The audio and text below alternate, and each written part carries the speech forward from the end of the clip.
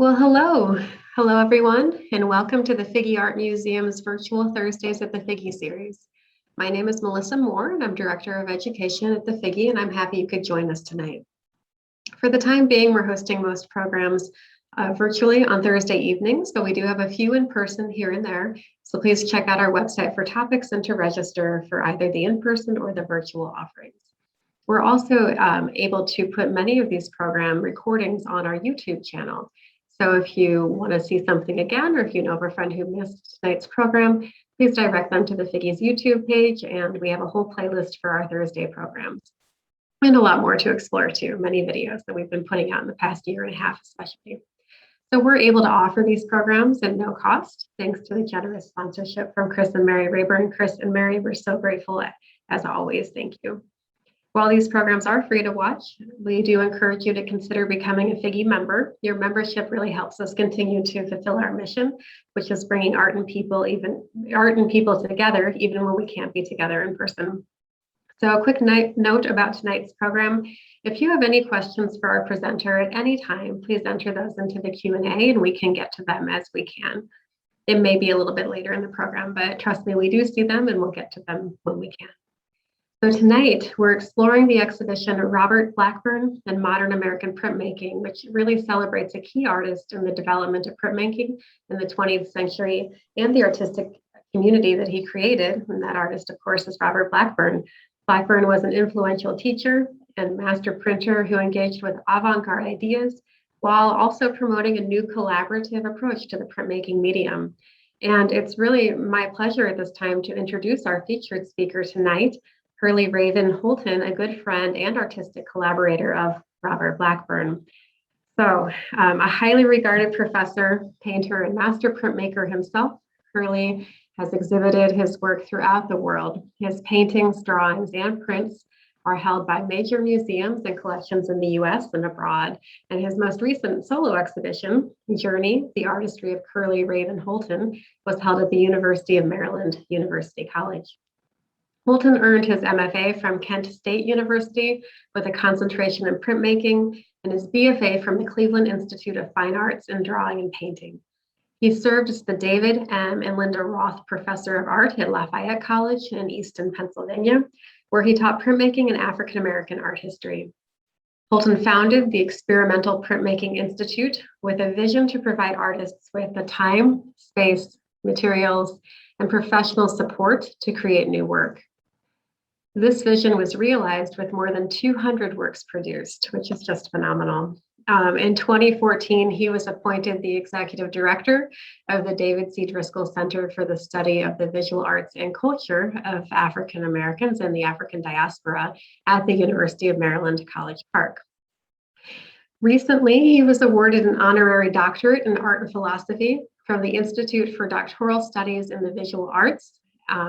That was at the 2018 commencement in New York City. And then in 2015, he received the Anyone Can Fly Foundation Lifetime Achievement Award, no small feat. And of course, you know, many of our Figge friends, many of whom are here on the program tonight, you may recall fondly Curlee's visit to the Figge in 2014. This was for the opening celebration of the exhibition African American Art Since 1950, Perspectives from the David C. Driscoll Center. And really, it's because of Curlee and his team and our amazing curatorial team that the Figge was able to host Dr. David Driscoll in 2019 for a live program that was part of his legacy tour. So really, truly, it is my great pleasure to welcome you back to Figge programming this evening. Please, everyone from your homes around the Quad Cities, the country, and perhaps the world, join me in welcoming Curlee Raven Holton tonight. Thank you so much for joining us. Well, thank you, Melissa, for the introduction and the invitation to participate in this great program. As you mentioned, the Driscoll Center has had a long relationship with the Figge Museum, and it's been a rewarding relationship that we hold very dear to our heart at the Driscoll Center. I really appreciate this opportunity to celebrate Bob Blackburn, because his contribution was not just so significant, but his generosity and his humanity transcended his own personal ambitions. And we see this in the life of David Driscoll as well, who Melissa mentioned, where their work and their practice was much more than that. And that was based on their contribution to each of us.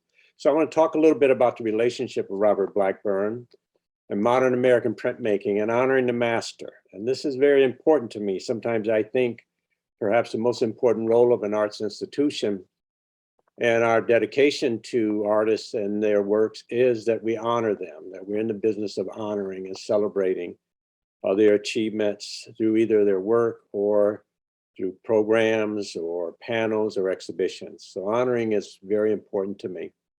So my relationship with Bob Blackburn had been multifaceted. Like many artists, he was an inspiration historically as a leader in the field of art, especially in the area of printmaking. He was very important to all of us in that regard. You can see Bob here to your right for a photograph in 1993 with his dashiki he would normally wear and his various hats that he used to wear. We would affectionately refer to him as our Yoda in the print studio. Bob was an enabler. Bob was someone who embraced you and encouraged you to create works of art and to have a confidence in your voice and what you had to offer. This is in my workshop in Easton, Pennsylvania, Raven Fine Art Editions, and this small portion of the space is dedicated to Bob and honoring Bob. And you'll see one of his last prints that he did that was given to me, and he inscribed a note to me, a photograph of Bob taken by George Benitez in 1993 when I was visiting the studio to organize an exhibition around his work. And then one of his little favorite hats. He would give me these hats every now and then or leave them in the taxi with me. Or when he visited me at my home, would leave them on a chair. So I have a collection of some of these hats, but Bob was famous for his fantastic hats. So the question is, how do we honor someone like him? How do we acknowledge how his achievements and contribution impacted our lives and the lives of others? Bob never asked for personal recognition. What he asked for was an opportunity to commune with his fellow man, his fellow artists. He expressed his belief in our inherent value. He honored each of us, providing us with an opportunity to participate more fully in the American culture and social milieu. This was very important to Bob, and we were the beneficiaries of this. This is Bob in a photograph in 1955 at the beginning of his workshop, always collaborative. In many cases, Bob was the only African-American present, but that was not important to Bob. What he was about was creating an opportunity not only to create works of art, but do it in a collaborative environment. As Melissa mentioned earlier, he was a real leader in this sort of vision of collaboration, that what he created with an artist, or what the other artists created with that printmaker, and collaboration was more than what they would have created individually. And I think that's a very important way to think about this. This is Bob with Norman Lewis. There's some beautiful plates with Norman Lewis early on. So he was working with so many artists. And again, this is one of the early shots of Bob. This process began with my connection to Bob as someone who was well-known and established. And it was very important to me to try to connect with this legacy and this history. And it wasn't just Bob Blackburn. It was Elizabeth Catlett, Jacob Lawrence, Romare Bearden. This was important to me. So I got a chance in 1993 to return to the workshop after having been an artist in residence there and also a fellow, to actually do an interview of Bob, because I was working on putting together an exhibition in honor of Bob. And Raven Holton used to always mention to me, this is someone who I met at the workshop, that Curlee, we have to do something about Bob and for Bob, because Bob is not going to blow his own horn. He blows his horn for everyone else, but for Bob. So this is some of those early photographs of my preparation for this process. But let me tell you how this really began. I had only heard about Bob through his reputation. It was legendary. He had been a groundbreaker and a leader in providing opportunities for African-American artists. He had a direct connection to the Harlem Workshop and artists like Augustus Savis and Jacob Lawrence. He had introduced the printmaking medium to African-American artists in a way not seen since the WPA program. Now, I was reading this book by Stephen King, and I was kind of frightened. It was a scary book, but a very enjoyable book. And I was reading that, and I received a call from Bob saying to me that I was supposed to go to Cuernavaca to see Elizabeth Catlett. And I said, well, I don't know anything about this. He said, well, you need to call her. and you need to call her right now. And I said, oh, call Elizabeth Catlett.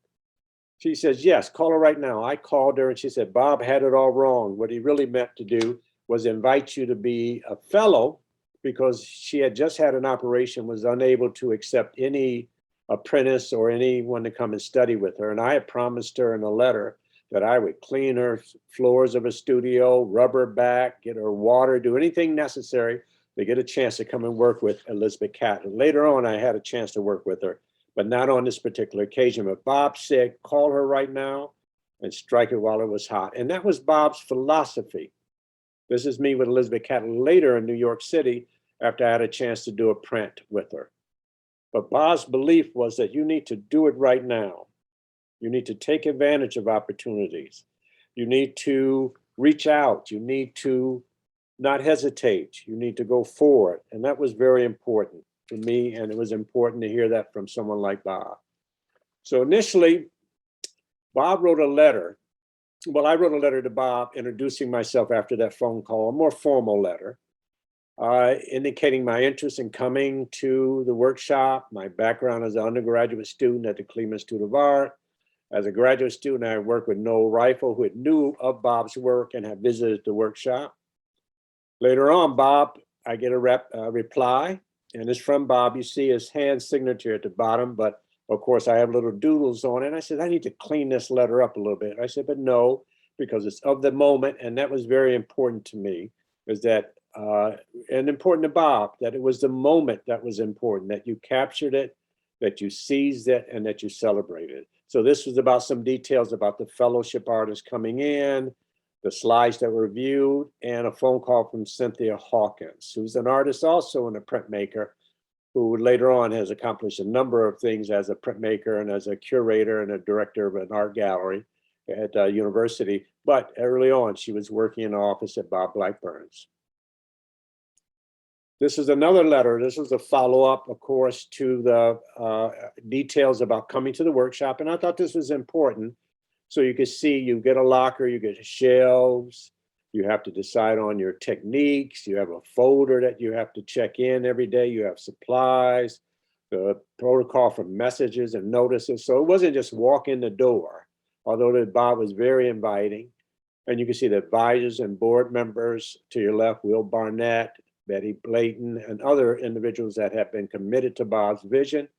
And of course, one artist that he had worked with that became important in my career was Grace Hartigan.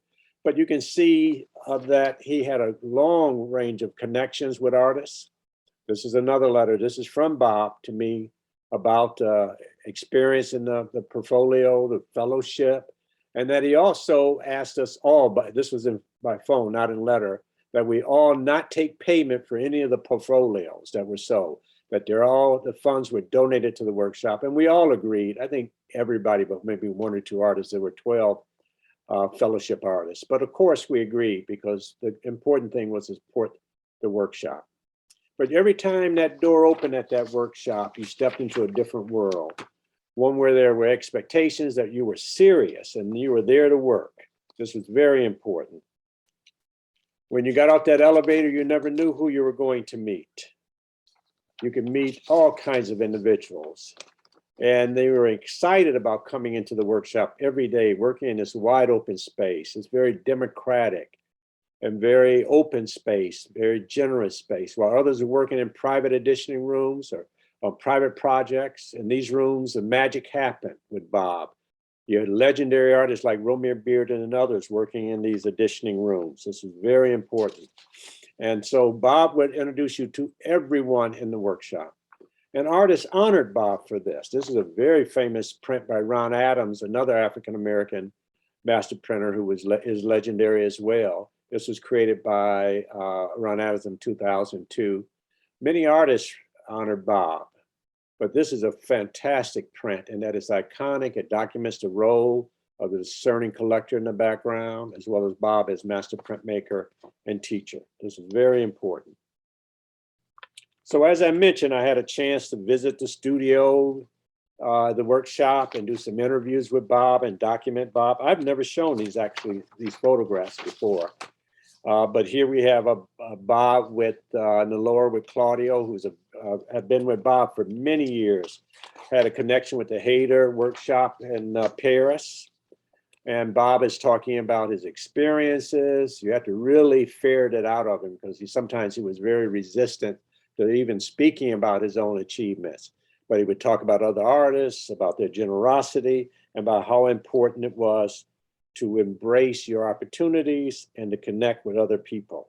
So this was very important to me and very encouraging of me. And you can see here in this picture, I had long hair at this time, but you know, it's short now from teaching. Teaching will do that to you. But here we're having fun and we're trying to, again, this is in 1993. Bob is very generous about his information, his experience. And this was a very important phone call. As I mentioned, I got the call from Bob, as I mentioned early on, about going to visit Elizabeth Catlett. This was a life-changing phone call. Where there was another phone call that occurred. This was the summer of 1990. I received a phone call while at the workshop, not me directly, but Bob did. It was from a professor at Lafayette College, Robert Madison, who was recommended by George O'Keeffe, not George O'Keeffe, but Grace Hartigan, I'm sorry.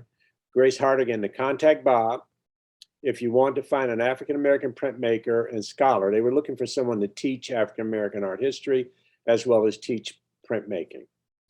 And when that phone call came through, Bob was on and he said, I have the perfect person for you. And he brought the phone over to me. And that's how I make that contact with Robert Madison and ended up being appointed to the position at Lafayette College. Bob had not shared that phone call with anyone else. He told me that he will, in the next 2 days, alert everyone else in the workshop. But I had 2 days to make an impression on Dr. Madison from Lafayette College, and I did, and eventually received the appointment to that position. So Bob is doing many things in the workshop at once. He's administering the workshop, but he has a lot of volunteer staff that is helping out, like I mentioned, Cynthia Hawkins. But he also has professional artists coming in, and he's encouraging them, he's mentoring them, giving artists opportunities. And this was just so broad and so international. Artists from Japan, from Korea, from all over Europe, artists coming to New York City, and Bob Blackburn's door was always open to those individuals. Bob was not a master, just a master of printmaking, but a master of perfection. He not only created beautiful images as an artist himself, he also facilitated the creation of other beautiful images and celebrated the greatness of other artists. These relationships were dear to him. You see Deborah Cullen here to the right. During this visit, I had the moment to speak to Deborah Cullen, who was involved, I know was involved with this exhibition and have been involved with maintaining Bob's legacy, and I've worked with her previously. She maintains the workshop's collection, positioned the collection, and celebrated Bob's legacy and the importance of his contribution to American art. But you can see how long her hair is at this point, how young she was. So we're all very young, and that door was always open to us. This is very important. But not all of us were young. Will Barnett was not young. I met Will Barnett in his 90s, one day coming off the elevator to come see his good friend Bob. He was very close to Bob. He had been a teacher of Bob and a dear friend and a great supporter of the workshop. This was an artistic friendship in relief. And this was an exhibition mounted by the Cochran collection, Wes and Missy Cochran, who were devoted to Bob and Will and celebrating their work, supporting their work, and honoring their achievements. They have been long-term collectors and supporters of their work and also of my own work. So there's this transition, there's this generational transition moving from one artist to another that were connected to Bob, and Bob was a central figure in this. Other artists that I was introduced to, Bob took me to my first New York opening. We rode in a cab, we went to see Al Loving's show at Soho. It was a phenomenal show and people were crowded. Everybody was all over the place with the meet Al. And I had this rare opportunity to work with many of these artists that Bob had introduced me to. And this is an example of Al. So with Bob, this was a common connection between all of us. As soon as I say the name Bob Blackburn, they would all light up and say, oh, let's work together. This happened many, many different times. So this is my workshop at the Experimental Printmaking Institute at Lafayette College, which was inspired by Bob Blackburn's workshop. There are some critical differences. I wanted to do it within an institution because at Bob's, you never know whether the door was going to open every day and whether the landlord was coming to collect rent. It was always a struggle, always a survival.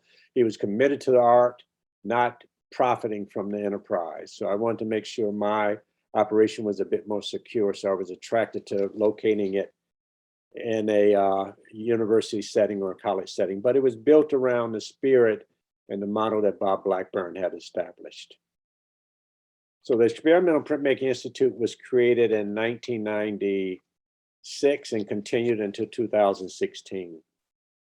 And I worked, as I mentioned, with many of the artists that I were connected through Bob Blackburn. I didn't meet Faith Ringo at Bob's, but I met Faith Ringo at Lafayette, and she, of course, reminded me that she was connected to Bob and went into the workshop to do 1 or 2 prints. She was so intimidated by the printmaking medium. I invited her into Lafayette. She was there to do a lecture, visiting artist lecture, and I had set up the studio. I had a plate on the table, freshly ground. I had the drawing needles. I sat her down right in front of it, and the students and I began a conversation with her, and all the time she began to draw. We can also see that image, Anyone Can Fly. This is the first print that I did with her. You see it on the cover of the publication. So I worked with Faith for almost 20 years, producing over 40 different editions. But that connection was Bob Blackburn. Grace Hartigan is the same.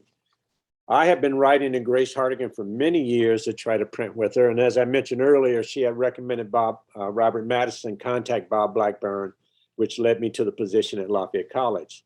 So I would write her letters, please let me come and print with you. And I never had a reply from her. So I attended an exhibition in Philadelphia where she was at the opening. And I walked up to her, she was in her wheelchair, and I says, Ms. Hartigan, I've been writing you letters. And her assistant said, well, she was putting them in the file cabinet each time you wrote them, and we know who you are. And her file cabinet was a trash can. I said, please let me have a chance to work with you. She said, you can only work with me if you do as Bob did. You have to bring the stones to the 3rd floor, walk up in my studio. And you have to stay in the studio with me, because keep in mind, when Bob came to work with me in the 1950s, he could not get an apartment or a room, rent a room at a hotel in Baltimore because he was African American. They would not give him a hotel room, so he had to stay with me.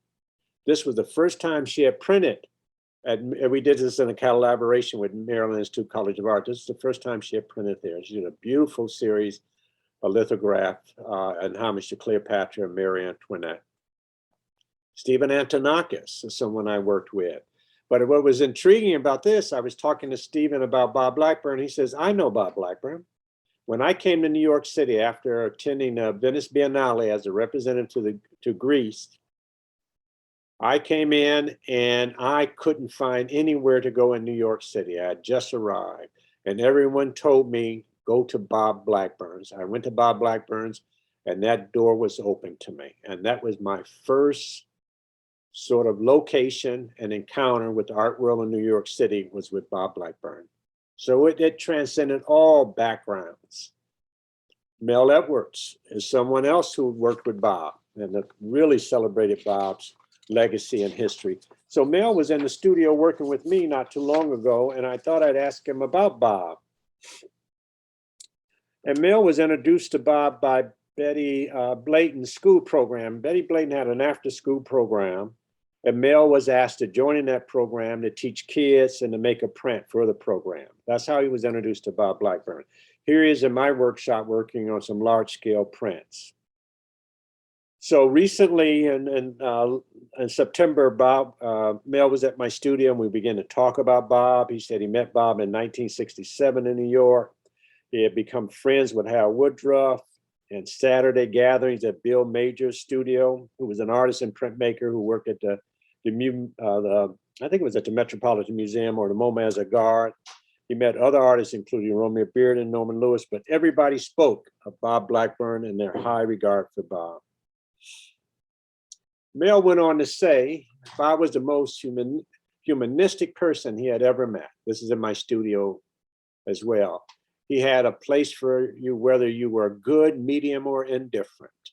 And that you had been, and that had been the beginning of the communal space, that shared experience, different backgrounds, different ethnic group, different experience. But that thing that brought them all together was this desire to make art and communicate a certain kind of intellectual intelligence or creative genius. This is a photograph that was sent to me by an artist that had been at Blackburn as well. And this is a photograph of Bob and his friends. And if you look closely, you can see in the front row, Benny Andrews, Bob to the far left, Ernest Critchlow, Ed Love, so many great artists. Camille Billups in the back with her signature hat, Otto O'Neill's. You can just go down the list of artists that came out to pay homage to Bob. This is at Kinkelaba. And on this slide, you can actually see notations of these different artists identifying themselves and paying homage to Bob. And the gift that Bob gave all of us was a belief in ourselves and our capacity and ability and desire to share. This is the last photographs of when I saw Bob last. It's in 2001 at Faith Ringo's garden party. She has an annual garden party. This was in New Jersey, 2001. In the background, you'll see me, and you'll see Michelle Wallace, Faith Ringo's daughter. To the left of her is Lewis Tanner Moore and his wife. Lewis Tanner Moore is a great-grandnephew of Henry O. Tanner. And you see Bob Blackburn in the foreground. In the bottom photograph, you see another scene, a shot of the same scene. You see Bob in the foreground. We all have a log to bring to the log pile. That was a favorite saying of Bob. So after Robin Holder had persuaded me to do something about it, every time she saw me, she said, Curlee, we got to do something for Bob. So I organized an exhibition, a retrospective of Bob's work at the David C. Driscoll Center. And that show really was a celebration of Bob. We did something that Bob had never allowed to have happen, a celebration of his work. This was in December 2014. And so we mounted his work with the assistance of Deborah Cullen. We published a beautiful essay by her. We borrowed works from a number of our collectors. We brought all that together in the homage to Bob Blackburn passages. And then we invited all his living friends we could find and connect with to come to the exhibition. So that night, we had Faith Ringo, Mel Edwards, we had all these individuals, and I really thought Bob was going to walk through that door because we were celebrating Bob, probably to complain that we were paying attention to Bob rather than other artists. So this was very important. So in closing, I want to say we honor Bob in our own way. I had a chance to do this as executive director, as I mentioned, at the David C. Driscoll Center. So it's amazing how the great chain of important artists all walked into the doors of that workshop and shared their experience. As Bob used to say, we all have a log to bring to the log pile. We all have something to contribute, and Bob made a contribution to all of us, and we honor him. Thank you. Curlee, I want to thank you. And I know our audience members are thinking the same. Truly, there's no better way to honor someone than to share his importance to your own life and the legacy that you have created around him, and also for yourself and the artists who have gone through the workshop, who now are inspiring more artists. In fact, as you were talking, I was thinking about how we have a professor at St. Ambrose University, a nearby university, who's coming in a week and bringing his students, his art students, for a tour of the Blackburn exhibition, and he was a student of Bob's.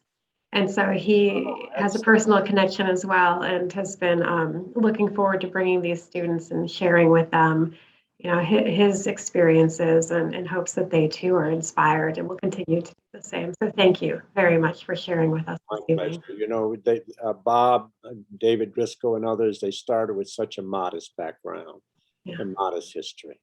And to achieve what they did is a really testament to their devotion and faith in all of us. Well said.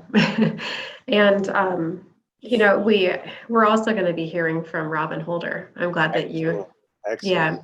So Robin will be speaking virtually, like tonight with you. She'll be speaking on November 18th, also at 6:30 Central. So hopefully you're able to see that, or at least watch the recording later. And same to our audience members, if you'd like to hear from another artist in connection with this exhibition, please do tune in.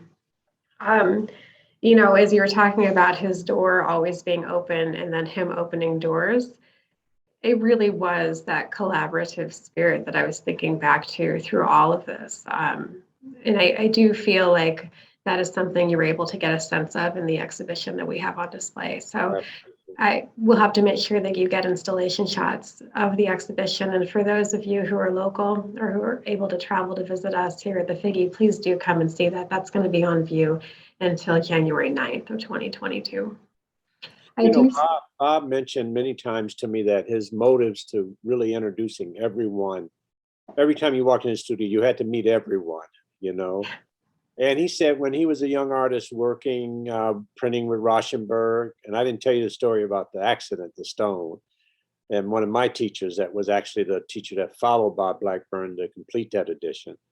But Bob said they really never brought him out of the back room of the workshop to introduce him to people and introduce him to the artists. So the relationship with artists and relationship with visitors was very important to Bob. So it's interesting how his experiences that were not very satisfying really motivated him to compensate for that and do something about it. So he was driven by a lot of those experiences. I think that makes it even more important. And when you think about that and what we've been experiencing collectively and individually the past 20 months or so, I wonder, we've begun to see already how artists are responding to this in isolation, and also how they're finding connectivity in different ways. If anybody can survive, it's the creatives. Yeah. We feed off of it sometimes, but yeah. Right. So I'd like to remind our audience members, if you have any questions for Curlee, please do put them in the Q&A or the chat. We do have a comment here. Thank you for a wonderful presentation. We really enjoyed every part of it. That's from the Lovitts, good friends of the Figge that we see here. And I'm sure they've had a chance to see the exhibition, just knowing those two. We do have a hand raised also, and I know sometimes this gets clicked on accident, sometimes on purpose. If we do have, I'm going to go ahead and this is for Marie. I see your hand raised. I'm going to allow you to talk if you want to talk. If you meant to do this intentionally, go ahead and please chime in when it gives you that permission. And if not, we understand that sometimes the buttons are really close to other buttons. So I'll give you a minute in case you'd like to unmute and say anything. Okay. Are you talking to me, Melissa? I am, Marie. It has your hand up, so I didn't know if you had anything. I just wanted to say what a wonderful presentation Mr. Curlee gave. I mean, when I had read about him, but once you get to see the person, it gives you I'm a visual person, so it gives me a much better visual representation of who he was.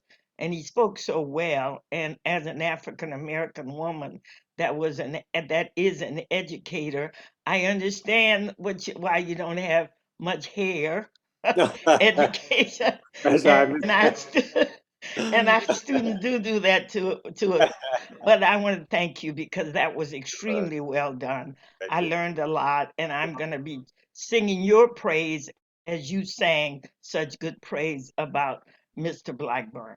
Good. Well, you want to try to honor him properly. That's very important. Well, you did a very good job. Thank you so much. And thank you, Marie. I feel like you might have come to the presentation years ago for the Driscoll exhibition. But I did. Yeah, yes, that's what I was thinking. And we probably have an extra catalog in case you want one. You just email me afterwards, okay? Oh, I can tell you right now. Yes, I want one. I don't have to. I'll write it down. I'm going to share that with my sons. Oh, good. Well, thank you, Miss Marie. It's always good to connect with you. And thank you for joining the program tonight. Yeah, let me tell you a little story about Bob. He had received the MacArthur Award, Genius Award, and he was a little conflicted. He didn't know quite what to do.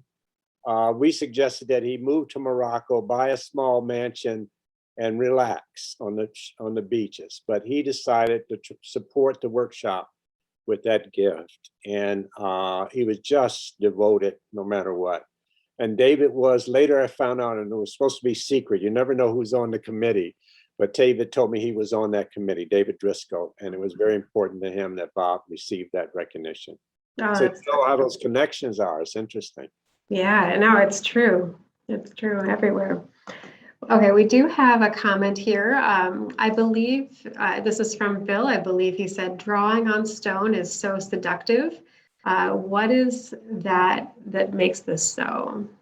Well, you know, I've often thought about this, and I think of the surface of the stone, the litho stone, as being very similar to flesh, to skin, the texture of skin. So it's very sensitive, very delicate, but it also has a great deal of strength. So you can run that through a press with 100 pounds of pressure per square inch, and it will tolerate that and release the most beautiful, subtle drawings that are on the surface of that stone. So that image is kept on a very thin surface of that stone that is hand prepared and buffed with another stone and ground down. It's amazing that, I mean, it's physically exhausted getting the stone ready just to draw on it. And then you're dropping ink on it, and you the tush on it, grease marks, and it picks up the oil from everything. There was a famous print, I can't think of the artist right now, but he formed his mouth to sing the national anthem and would kiss the stone, so it left impressions of his lips, the oil from his lips on the stone. Oh, So wow.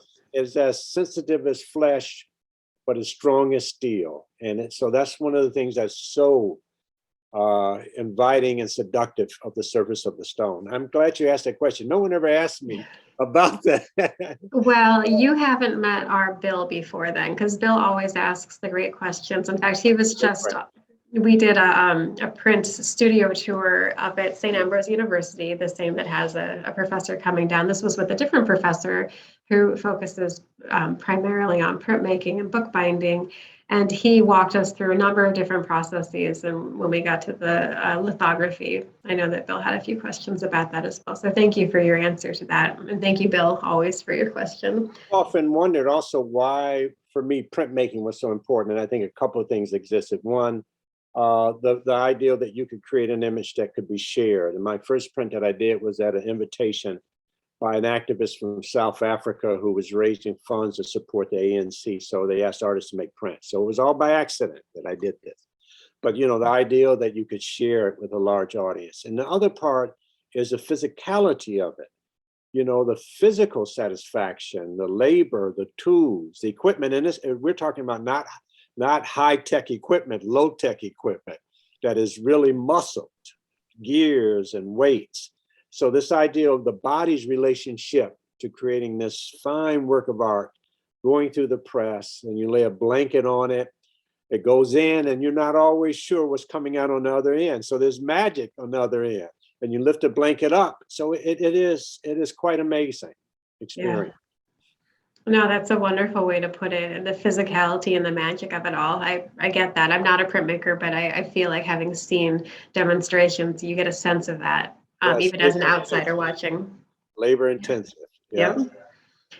All right, so we have a question here. We have a public art piece of Stephen Antonakos of Neon. Can you tell us more about his printmaking and his time with Mr. Blackburn? Yeah, he came, as I mentioned, when he first came to New York City after being the representative to Greece and the Venice Biennale. One of the first connections he made was New York City. And you can imagine, this was probably in the early 60s, and you know, it's not always welcoming. You don't have connections, but you arrive and you're in the big city. And so they told him, go to Bob Blackburn's. You would be welcome there. So to give you an example, when I first arrived at Bob's in the evening, I would take a train from Cleveland, Ohio at 12 at night, arrive in Grand Central Station at 8 in the morning, work for 3 days, and get on a train again back to Cleveland, Ohio.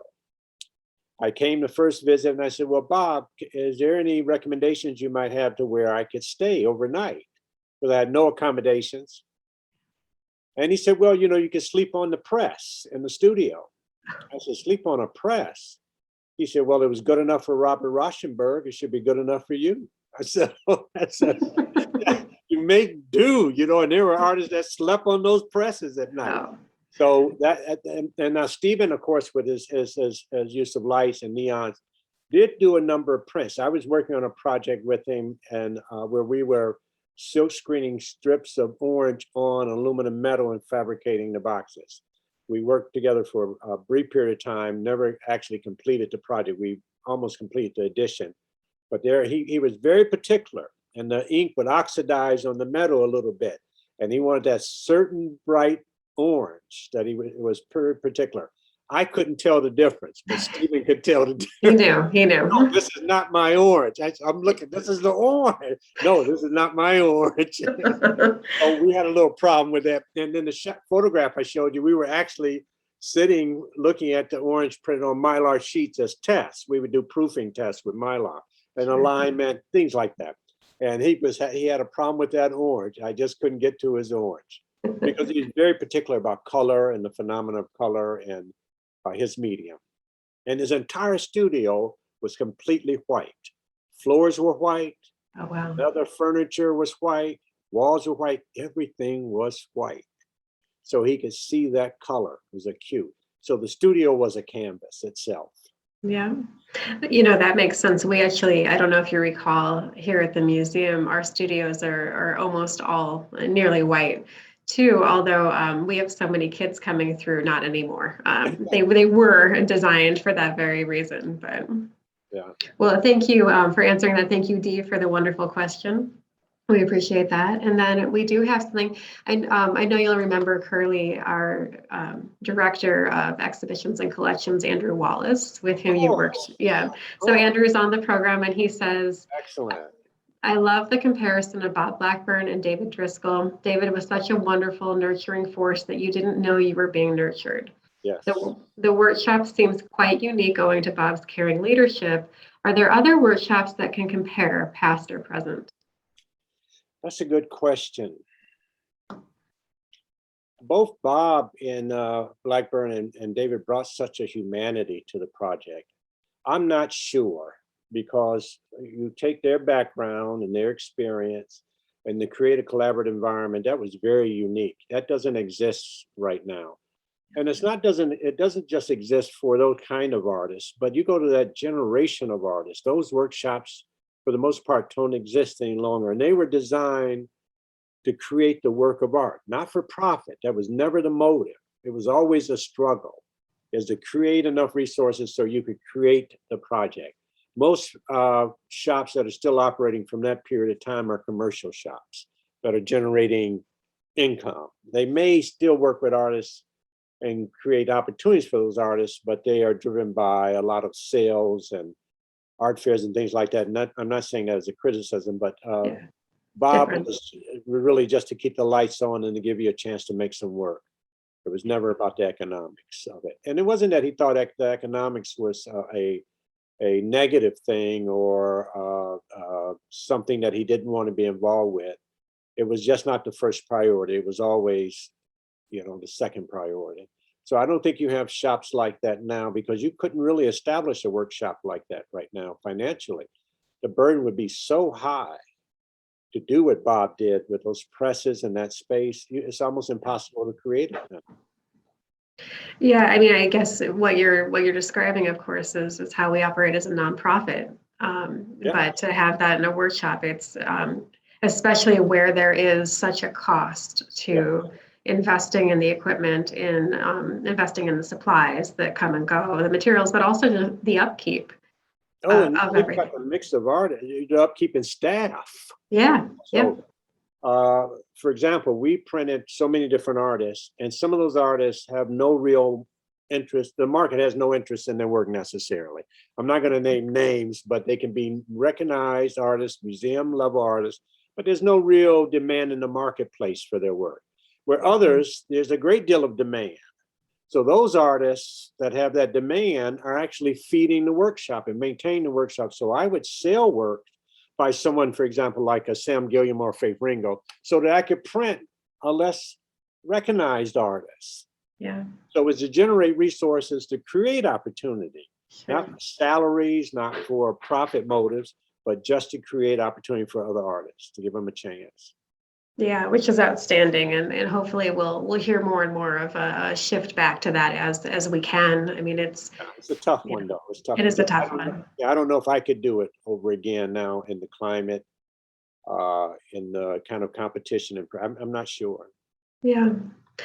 Well, I want to thank you again for being here, for spending your evening with us. I wish we had been able to bring you in person. Of course, we had talked about that. Gosh, months and months ago, we said we'd wait and see, and here we are. But I'll tell you what, it sure has been a beautiful evening, and thank you. So much. I appreciate the opportunity to share the story about Bob, and you know, to honor him and sing his praise. This is important, and thank you so much for mounting this exhibition and making a commitment to it. Well, I'm glad Andrew's here to hear that. He and his team, and especially Vanessa Sage, who was the curator, the in-house for this, who worked with Deborah. They all did a fantastic job. So like I said, we'll get you those installation shots. That would be You certainly have honored Bob and his legacy tonight, and we are honored to have heard from you. So thank you. And for our guests who have the capacity to come to the Figgy and see the exhibition, it'll be up for a few more months. Excuse me. So make sure you do come down. Pardon me. We do have a mask policy in place right now, so just remember that. And our Thursday hours are a little bit less than they had been in the past, in the before times. So we're open till 5 p.m. most days, except for Monday when we're closed, and then until 8 p.m. on Thursdays. So pop down, bring a mask if you forget we have one, so don't worry about that, and enjoy the exhibition. I know that we all have on staff. And then please tell your friends and family members to not only come to the museum and see the exhibitions, which are always changing, there's always something new, but also to watch tonight's program when it's on the Figgy's YouTube channel, because we think there are so many treasures here that we truly had a privilege of hearing tonight, hearing you share. So thank you again, Curlee. Thank you to our audience members.